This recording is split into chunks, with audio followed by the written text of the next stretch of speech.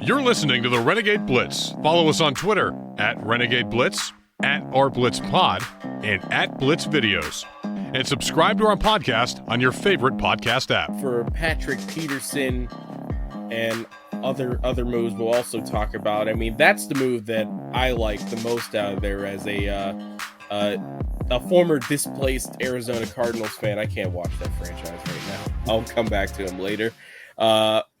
It was really good to see that the Steelers decided to pick this up. And I know everybody's saying, he's old. I mean, he's still a pretty good piece out there. So that's a good start to whatever the cornerback room for the Steelers will be in the future. But I'm interested in you guys' thoughts because there was a lot of moves out there. And Chris, I think I know what move you like the most, but tell us just so in case it's something different. So Malo, is that how you pronounce it, right? Suamalo. Okay, Suamalo from the Eagles. That surprised me when I saw it. 3-year deal. I think it was $24 million over, so like $8 million per year. Andy Weidel and Omar Khan, they really addressed the interior part of the offensive line with Nate Herbig also. Kevin Dotson looks like he's on the outside looking in right now as far as a starting spot. But they just got to fill that left tackle spot, I think, and that's where I think they're going in the draft. Like all indications point to that. But we'll have to see. Cornerbacks in need. Terrell Edmonds announced that he's going to be leaving the Steelers today. So that's two big people in the secondary that are going to be leaving, Cam Sutton and Terrell Edmonds. So they have major needs back there also. Okay. Yeah, Brandon, what's your move? I actually like the Cole Holcomb signing.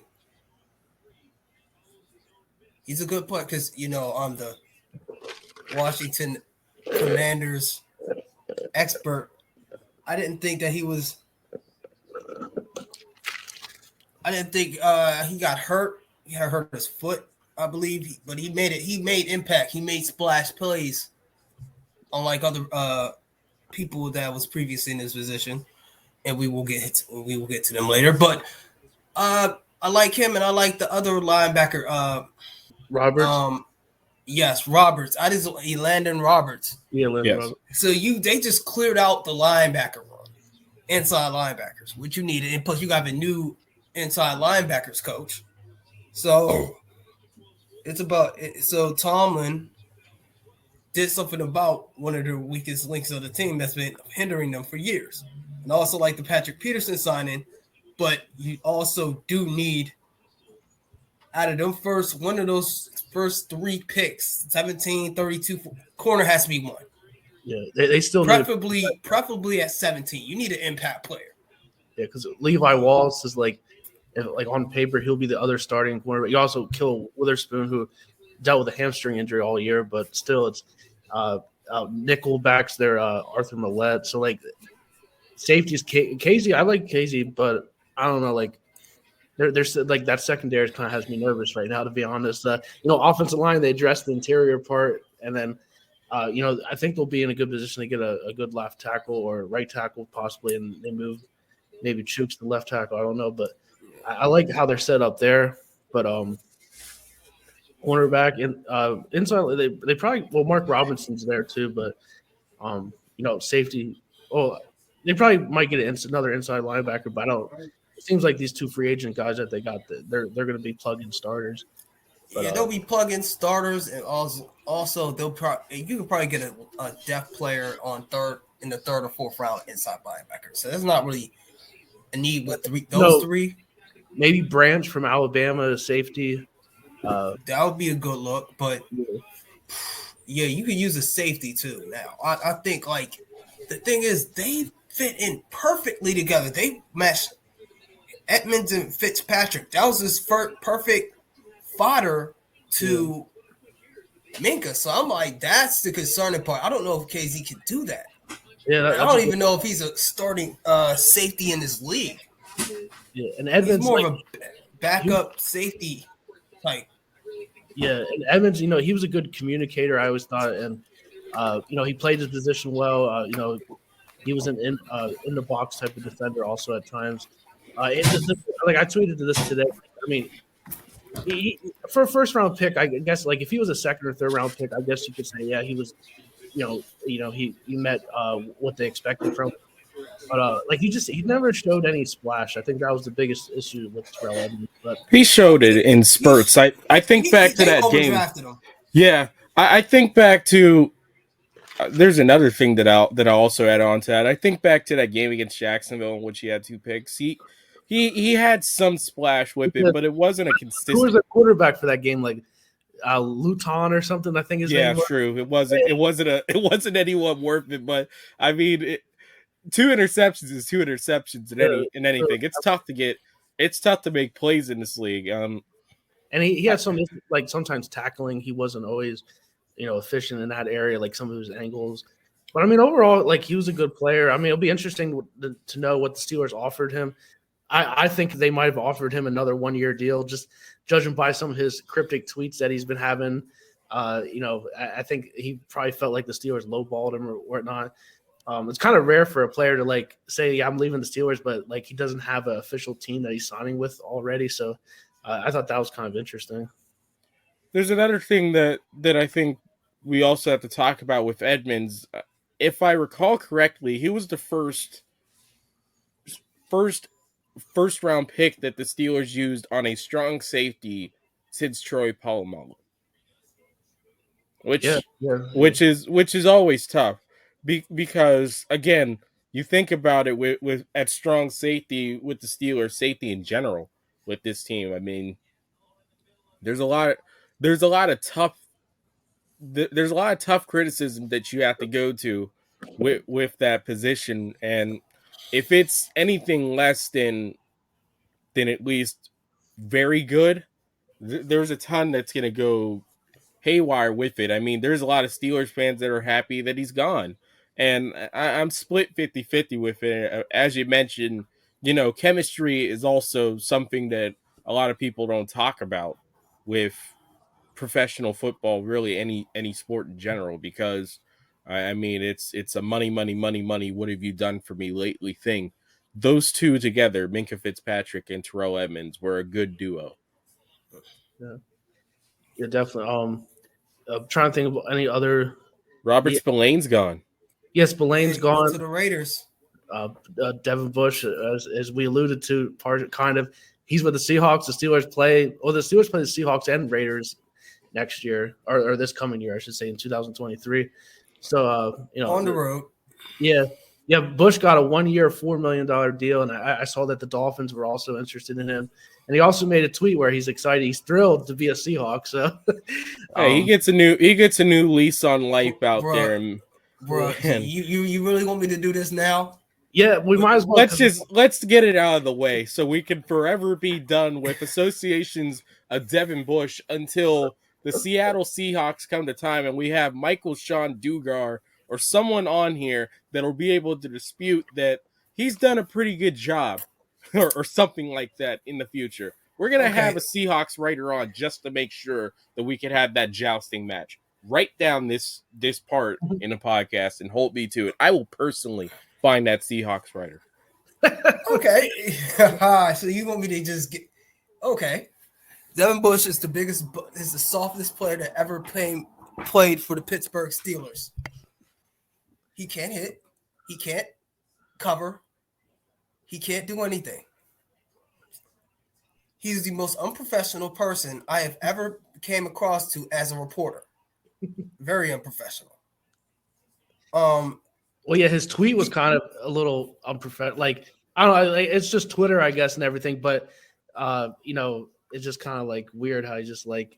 I'm so happy to be. Like, and it like Devin Bush needs to grow up and be a man if he ever wants to stick in this league. And 2, you need to stop. You need to stop being insensitive. It ain't about. It's how you think it's about what happened on Twitter between him and a family member. But no, I was not really on Twitter until I got on this podcast. You guys agree? Yeah, no, so, never really saw. I never even knew about. So I recently, when you mentioned on a recent podcast, he says Twitter got weird. I saw the tweet. That tweet. Oh yeah. The cat Yeah. tweet.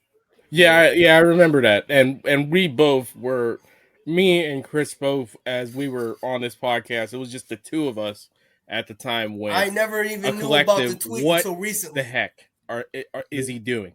Like, I never knew about that tweet. I swear we mentioned this at least once beforehand. No. We might have mentioned on Twitter, like, because I think Zach put something like that was his downfall. Like, it kind of was like that's when it really, because he was coming off his ACL injury and like. Because I didn't even know. Yeah. I swear, I did not know about that until like recently. Yeah. Because I wasn't I didn't really start really getting on Twitter until I started joining Nittany Sports Now. So I had to be on Twitter, and because what we had to do. So we had to do our research so we could find stuff on Twitter. I didn't know about that. Yeah. For those who don't know, when I lived in Maryland, I owned a cat. So I don't like animal cruelty at all. At all. That's like one of the things I'm very passionate about. Animals, cats, dogs, and stuff like that. I don't even care about what his mom saying. Oh, he's no top 10 pick, whatever. Man. I'm gonna keep it like this. Well, yeah. Good luck, Devin. I hope you play better. He didn't think that through. I know people make mistakes and everything, but I think the main issue is that Bush he did show immaturity throughout his time with the team. Even during training camp, he said he said something about like, I'll still be in the league no matter what, or something once I'm gone, or something like that. Like, it's just kind of like, he was just he was always a great player. Like he was a top 10 pick at Michigan. He was great, and I'm sure in high school, obviously he was great. So some of these athletes that a lot of them have huge egos, and once they get in the NFL and maybe things don't work out, they don't know how to respond to the negativity. And plus, this is Pittsburgh. We all live in Pittsburgh. There's certain things that you can say and do and how you move around here. People might say, oh, New York is rough and tough, and which it is, all the city, but there's certain things about this team. Okay, what do babies get wrapped in when they are rocking the cradle? Terrible towel. What do people here get buried in the grave? Steelers jerseys. My own cousin was buried in one. Yes. This fan base is just different. The Pittsburgh Steeler football is engraved in this region. No, football in general. Not even just the Steelers. Whip you. We all cover high school football. College, Pitt. If you want to even talk about even Penn State, if you want to talk about that, trust me, there's Yinzers that rock Penn State jerseys too. That's like this region in the United States. They take this from all levels, from cradle to grave. They give a damn here more than you would ever know. And the song too that plays out through the strip district 24/7 on Saturdays, like before the game, or on Sundays. The here we go, and all Renegade, like all. It matters. So I'm not even talking about any future Pittsburgh Steeler who gets drafted, who actually wants to listen to this, who's listening to this podcast, who gets drafted. Number one, it's different here, bro. You can't just talk how you want to talk, act like you want to act, not give a darn. Have your father calling up radio stations, having your mom on Twitter saying you are a bust of epic proportions or things of that nature, or you're pathetic, talking to tweeting radio hosts. There is a certain way you have to move here. You're right. There's a lot of things with it. If you can't, you're under the microscope 24/7 whenever you're a Pittsburgh Steeler in this town. I mean, for better or for worse, in a lot of cases, it's worse when I think of guys like Smith Schuster, who's now a Patriot, or something like that, or AB or anything like that.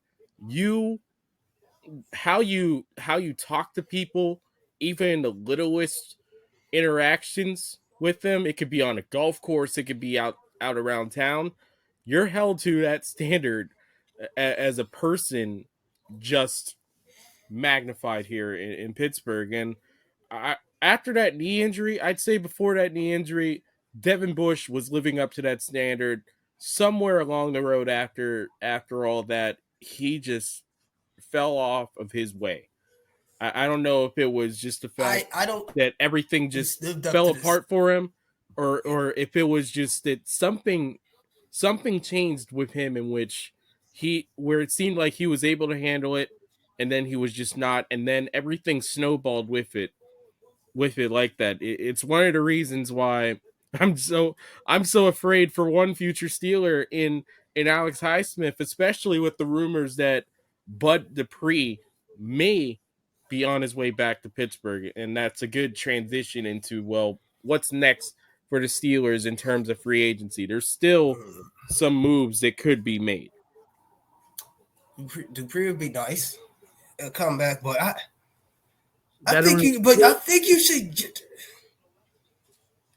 Dupree make a good move. It depends on what the money's looking like, but I would try to draft somebody in the in the third round with the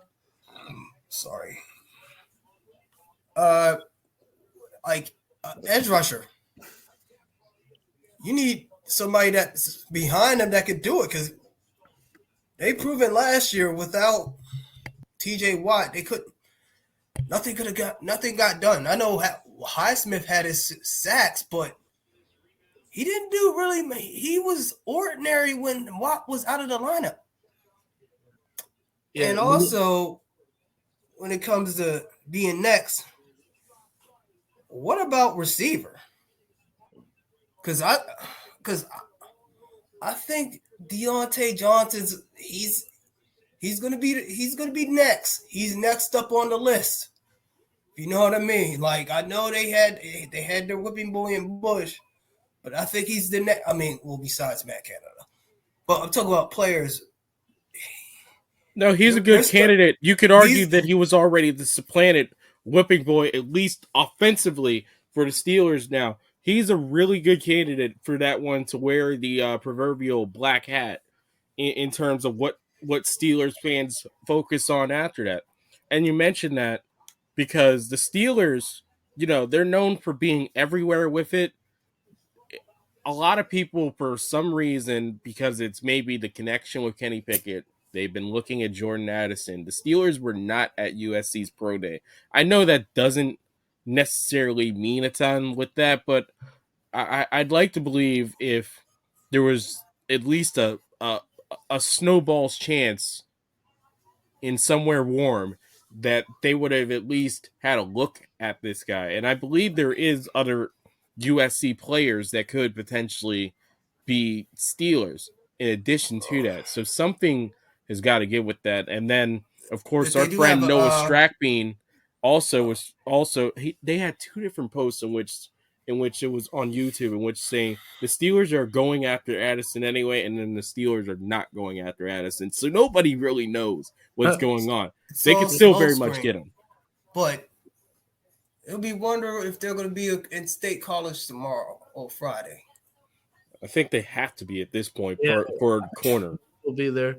I mean, just because it's close by. I mean, people are saying, "Oh, like They were in Alabama today, so that don't mean the Steelers, Tomlin and Khan, they don't go out to the West Coast and stuff." I'm like, if they really wanted to see Addison, they would have went out there. And then there was also, he played at Pitt. He was right next door, and Kenny Pickett knows everything about him. I think Addison's a good player and everything, but I don't think he's like a Jamar Chase type of talent. Like, I don't think he should be the pick at 17th overall. Maybe if he's still there at 32, maybe. I just think the Steelers have bigger needs. I mean, you just add safety now, cornerback, offensive tackle, even defensive tackle is a need too. I just they need another receiver, a veteran receiver in free agency might be good. Ben even said on his podcast that's what he thinks the Steelers need. And I know, Brandon, you said during the season that's what they needed. They needed an adult in the room, you said. But well, they got a couple of adults in the offensive line, but yeah, wide receiver. I'm sorry, like Dion. You can't go an entire season without catching the ball in the end zone outside of a 2-point conversion in the final game of the season. That's not conducive. I like that word. Conducive towards winning football games out here at any level. Yeah, I'm sorry. Like Deontay, they made a mistake paying him. They overpaid him and underpaid him at the same time. If that makes sense. Yeah, people are like, "Oh, the market." That's what the market was, and I get that and all, but Deontay Johnson, like, he's just way too. He's probably one of the most inconsistent players that I've ever watched. Really, I mean, he's a great route runner, but then there's times where he's running backwards or he's dropping passes. It's just like, it's mind-boggling. Really, his GPS is like a Garmin that hasn't been updated. It just goes everywhere after that catch is made. He can make all the moves in the world to get open, but where I get worried about him is after the catch, because he tries too much. He tries too much to make a big play instead of just trying to fight forward. He goes southeast, he goes southwest, and sometimes he just straight up goes south. You could take an east and a west if a north is in front of it. Yeah, but like I said, what I said, like, that got bleeped out, that got edited out of the Bills podcast. He needs to do that. See a sports psychologist, because I think the pressure is low key affecting him here. What we previously talked about, I think it didn't affect him as much as Bush, but I think it's kind of affecting him. We never deleted anything about a sports psychologist. There was a bunch of other things that were just not worthy of being on any sort of air for us that we took off. That we've always been 100% in agreement with that. In terms well, not of that, but yeah. But you know what I mean. He needs to get your head right, buddy. Yeah, and I think they're hoping that a full season with Kenny Pickett, having those training camp reps, and they were training in Florida last month. And hopefully Matt Canada, maybe draws up some better passing concepts, or Kenny Pickett shows that development and everything. I want to see him throw more than one touchdown in a game. So hopefully overall, overall they improve the passing game. But you mentioned outside linebacker too, man. Malik Reed, yeah, that's what they need. I think Bud Dupree, if the price is right, I think he will come back. I think there's talks that they have like a mutual interest in everything. And because Malik Reed, he was good in Denver, but he basically did nothing with the Steelers last year, and now he's with the Dolphins on a 1-year deal. So it's just really tough to do anything with coming in the middle of the season. I mean, it's tough to do with a little bit before it, but yeah, that just wasn't good. Everything just went out the window, and it proves how much that high-end talent really makes a team in the end. It's now, the more I look at it with the Steelers, it's about depth and moving on, especially in the next generation with the defensive line. They brought back Larry Ogunjobi. He's not doing the AFC North tour for the moment anymore. He's firmly in Pittsburgh. So there's a lot of things with it. So I just want as we'll wrap up this podcast with this last question, the Steelers' first three draft picks. First What three. are the positions? What are the positions? Just tell it. Just say it. Just three positions. I'll start first with it. I'm gonna say it should be corner, left tackle, and then I'm gonna go with safety. Safety. I would say offensive tackle. First or left tackle, or maybe I'll just say offensive tackle, 17th overall, and then there's 32nd pick. I'll say is a cornerback, and then their second round pick will be a defensive lineman. Left tackle, D lineman, corner. But I actually think they should try to flip that Claypool pick and get either another second rounder or or extra third rounder, because there's way too many holes on this roster.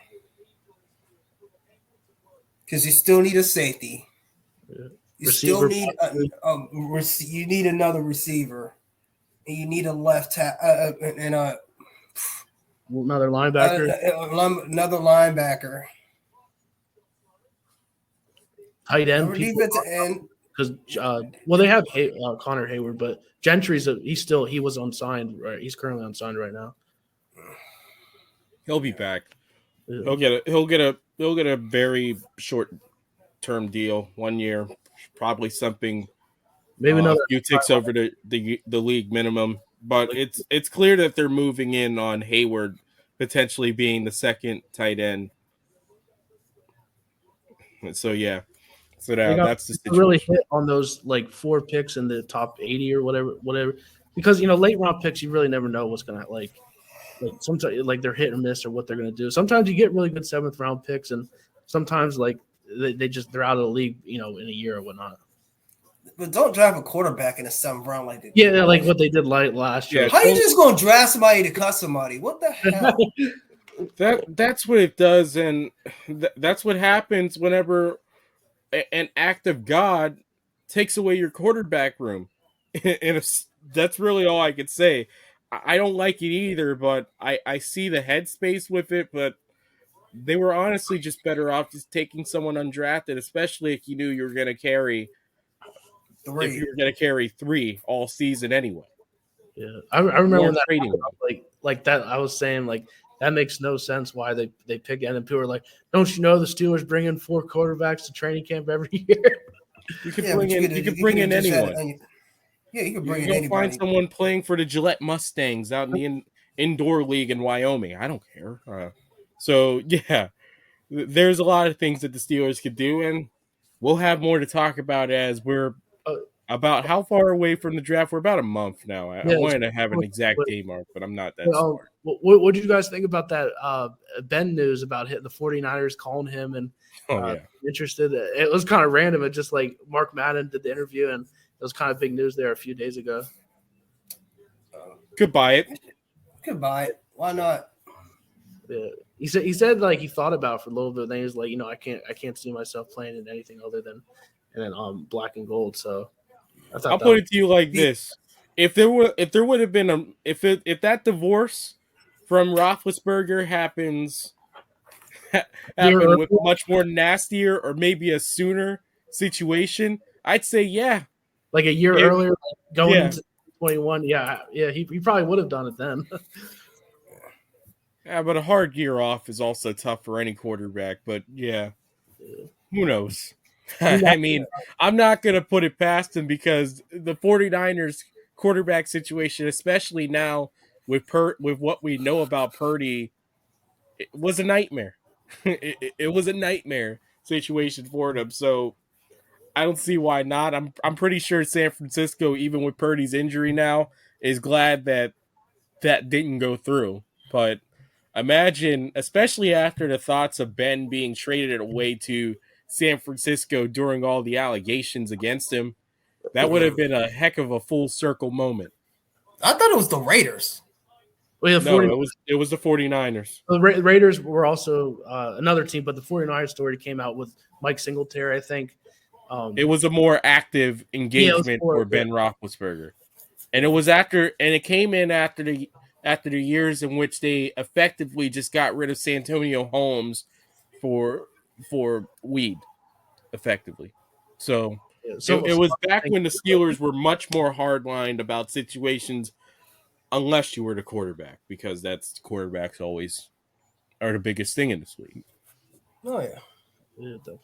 But other than the numbers came out for the newly signed free agents, Patrick Pearson will wear number 20, which is his cousin, former Steelers cornerback Brian McFadden. That was his number.